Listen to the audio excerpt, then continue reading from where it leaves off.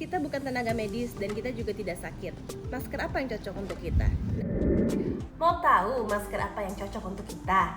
Yuk kita simak video berikut ini.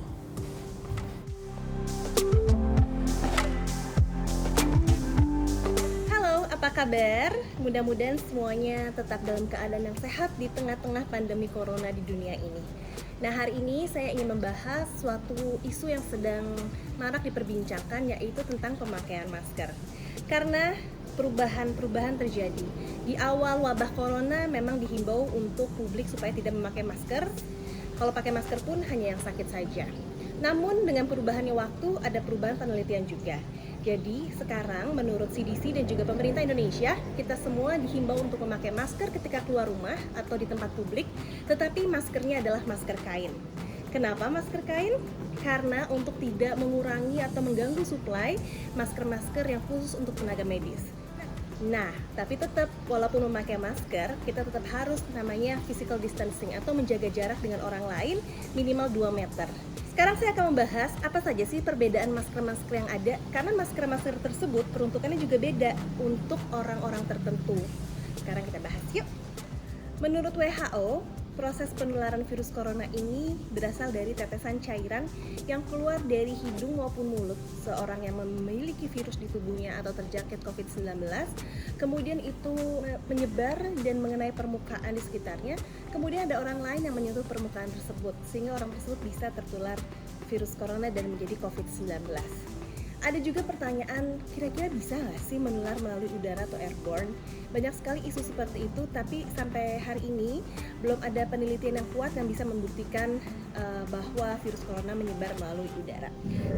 Nah, sebelum saya memegang masker-masker saya, terlebih dahulu kita harus membersihkan tangan dengan air dan sabun ataupun dengan hand sanitizer supaya higienis dan steril. Nah, saya mau jelasin dulu masker-masker yang saya punya ini yang N95 dan surgical mask sudah saya punya lama, karena dulu ketika saya menemani Memo di rumah sakit harus memakai masker, sehingga ini adalah stok lama yang bisa saya bahas dengan teman-teman semuanya. Ketika itu semuanya belum langka ya. Oke, masker pertama yang saya akan bahas adalah N95. Kalau N95 ini standar dari Amerika. Ada juga yang namanya KN95. Nah, itu standar dari China atau Tiongkok. Tapi sebenarnya keduanya memiliki fungsi yang sama.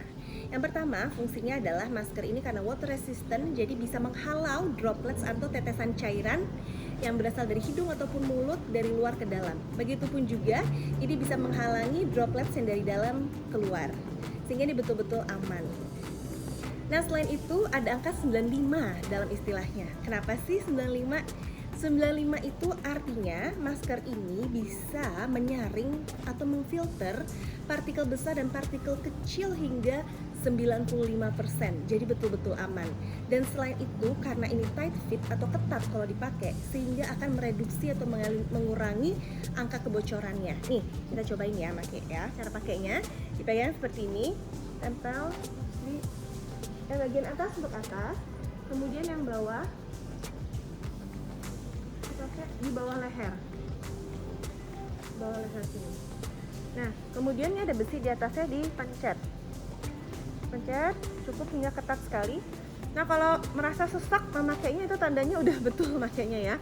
Karena itu ini tidak bisa untuk dipakai dalam waktu lama atau untuk sehari-hari, karena kita tidak akan merasa nyaman dengan memakai masker seperti ini.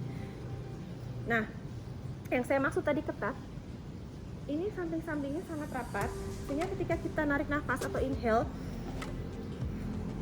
itu udara yang masuk itu terhambat, tidak ada jalan atau celah untuk masuk. Sehingga kemungkinan virus, bakteri untuk masuk pun juga sangat kecil ya kalau yang melalui udara. Jadi ini sangat aman, sehingga proteksinya hingga 95%. Cara ngelepasnya begini. Pegang ini ya, kemudian ini. Oke. Nah, kalau udah dipakai, jangan dipegang bagian depan ya, karena bagian depan ini sudah ada partikel-partikel yang menempel. Jadi pegangnya karetnya aja. Sebenarnya sih masker ini hanya sekali pakai, tapi dengan kondisi sekarang di dunia sedang langka, maka masker ini bisa beberapa kali pakai, lebih dari sekali pakai, selama dia tidak basah, tidak lembab, tidak kotor, bisa dipakai beberapa kali. Tapi harus disimpan di dalam plastik steril. Kemudian nanti juga dikeluarkannya hati-hati, jangan sampai terkena bagian dalam, dan memakai juga hati-hati. Karena ini masker sangat efektif proteksinya, sehingga masker ini hanya untuk para tenaga medis saja. Oke, sekarang saya akan membahas masker bedah atau surgical mask, atau biasa orang juga sebutnya medical mask.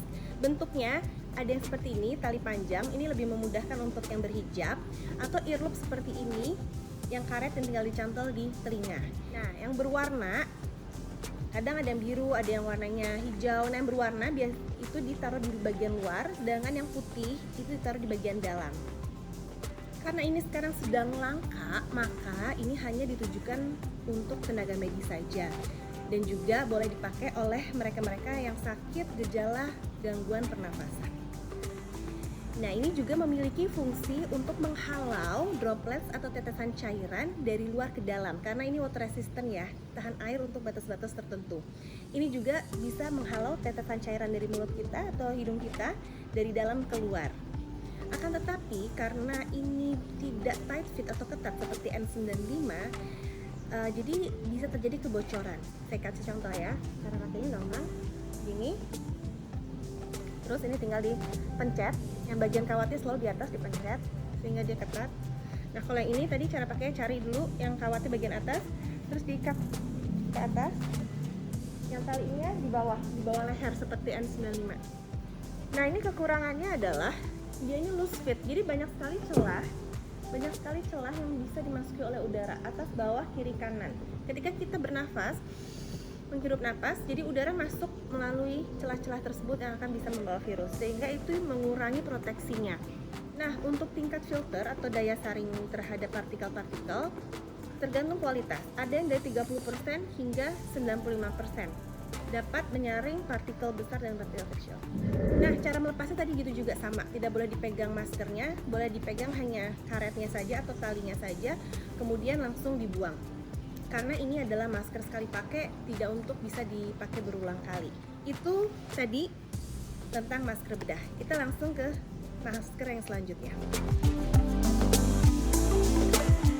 Kita bukan tenaga medis dan kita juga tidak sakit.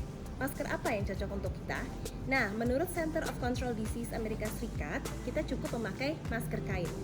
Memang awalnya WHO menghimbau kita tidak perlu memakai masker karena kita khawatirkan mengganggu suplai untuk tenaga medis. Tapi ternyata ada pasien COVID-19 yang tidak memiliki gejala atau bisa disebut carrier. Nah, itu yang sangat berbahaya. Ketika kita merasa sehat dan kita membawa virus dan kita keluar rumah, kita bisa menularkan ke orang lain.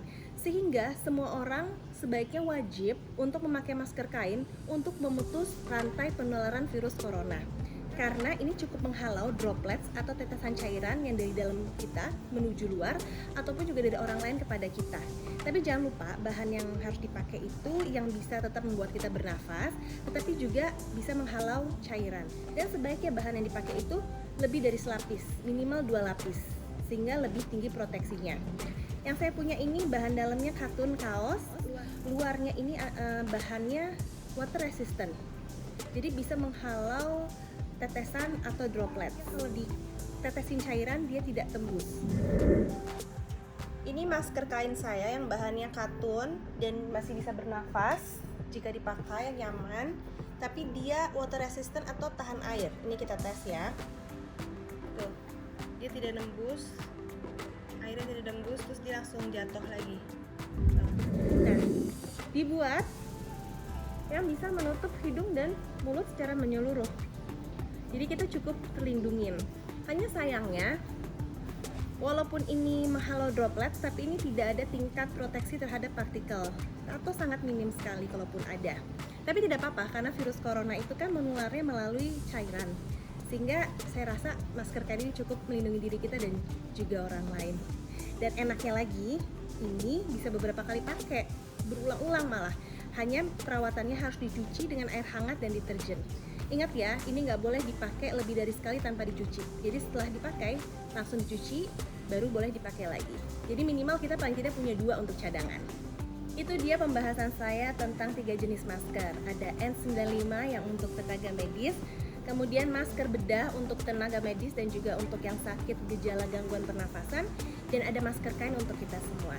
Memang kita dihimbau untuk di rumah aja, tetapi kalau memang terpaksa sekali harus keluar rumah, jangan lupa ya maskernya dipakai, kemudian jaga jarak atau physical distancing minimal 2 meter dengan orang lain, dan rajin mencuci tangan dengan air dan sabun. Kalau tidak ada akses terhadap air dan sabun, boleh memakai hand sanitizer. Walaupun kita di rumah aja, tentu kita juga harus tetap bermanfaat untuk orang di luar rumah kita.